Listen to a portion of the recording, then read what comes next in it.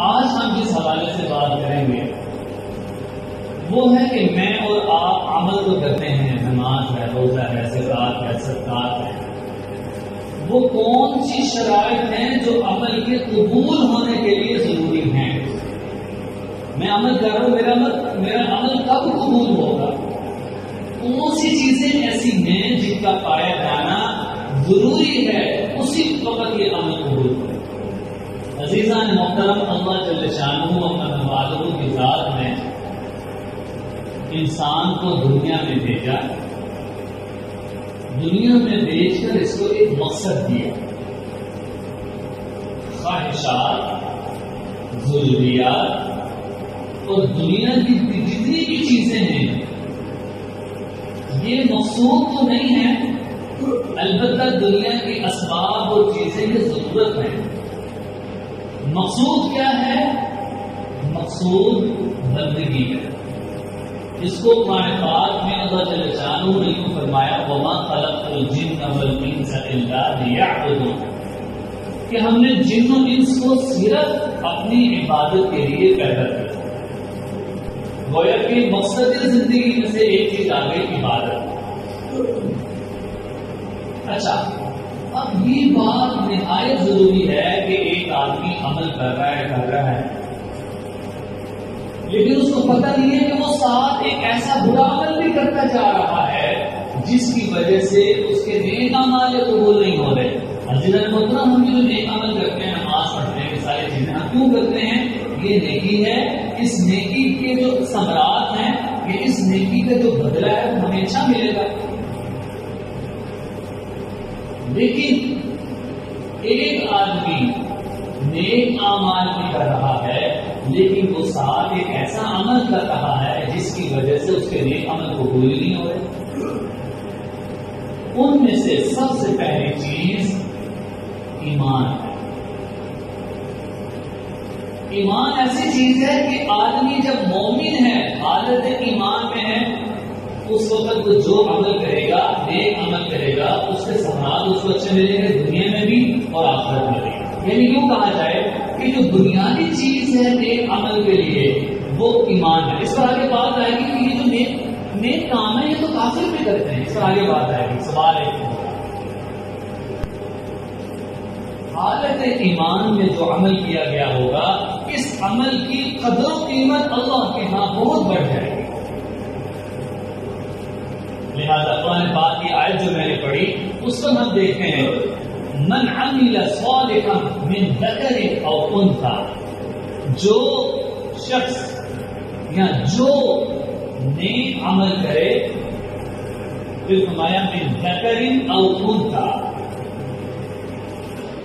مردوں میں یا عورتوں میں۔ یہ پتہ چلا دونوں مکلف ضروری ہیں کہ جو نیک عمل کرے گا وہ مردوں میں ہو یا عورتوں میں ہو، اور شرط کیا لگائی؟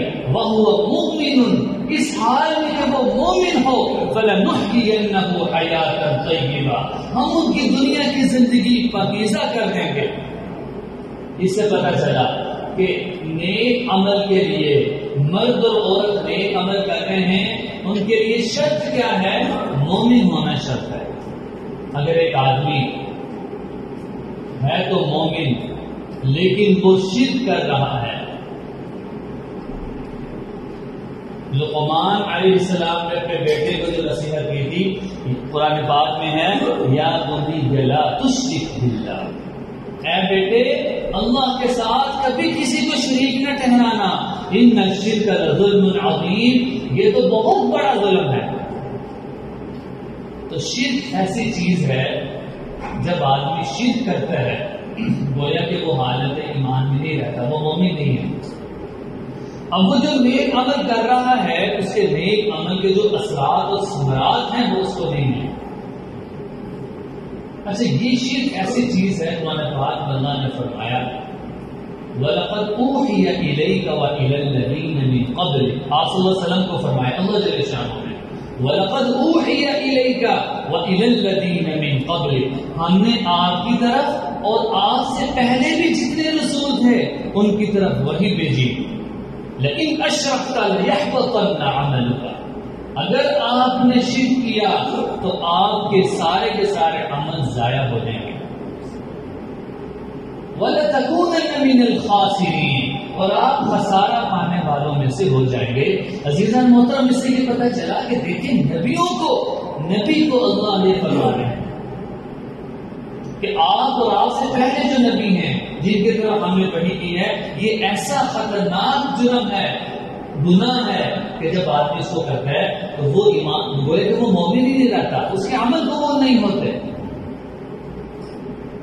وَلَئِنْ أَشْرَكْتَ لَيَحْبَطَنَّ عَمَلُكَ، اگر کر لیا تو نیک عمل ختم ہو جائے. اب سوال یہ پیدا ہوتا ہے کہ یہ جو کافر ہے یہ بھی تو نیک کام کرتے ہیں، دفاع عامہ کے لیے کام کریں گے، لوگوں میں پیسے تقسیم کر دیں گے، ہسپتال بنا دیں گے. اب کئی سکھ ہیں ان کے نام پہ ہسپتال ہیں. اب ذہن میں یہ سوال پیدا ہوتا ہے کہ کیا یہ جو کافر ہیں یہ بھی تو نیک عمل کرتے ہیں، ان کا کیا ہوتا ہے کہ نیک عمل سے مراد اچھے کام تو کرتے ہیں. مطلب عام مسلمان جو کام نیک سمجھ کر کرتا ہے وہ یہی ہے نا، سرکار کر دیے، دفاع عامہ کے لیے کام کر دیے، کسی کا بھلا کر دیا، ہسپتال بنا دیا، کافر بھی کرتے ہیں. تو علماء نے لکھا کہ اللہ جل شانہ کافر کو اس کے اچھے کاموں کا بدلہ 2 صورتوں میں دیتے ہیں.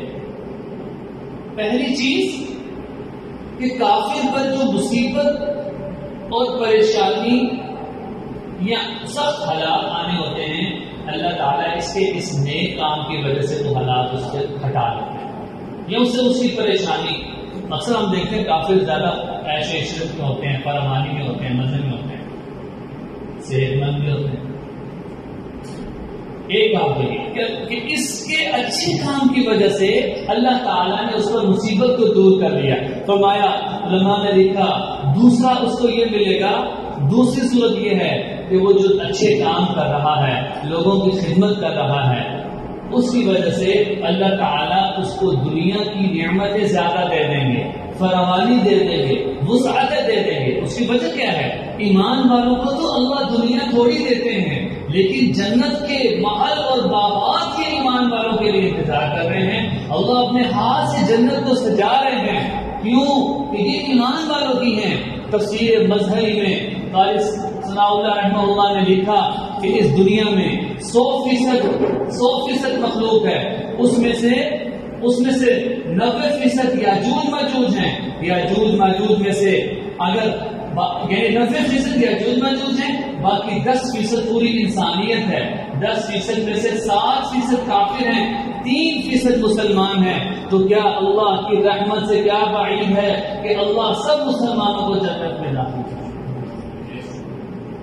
اس لیے اللہ جل شانہ تو رحیم و کریم ہے، وہ تو چاہتے ہیں کہ انسان ایک قدم اپنے نفس پر رکھ لے تو دوسرا قدم اس کا جنت میں.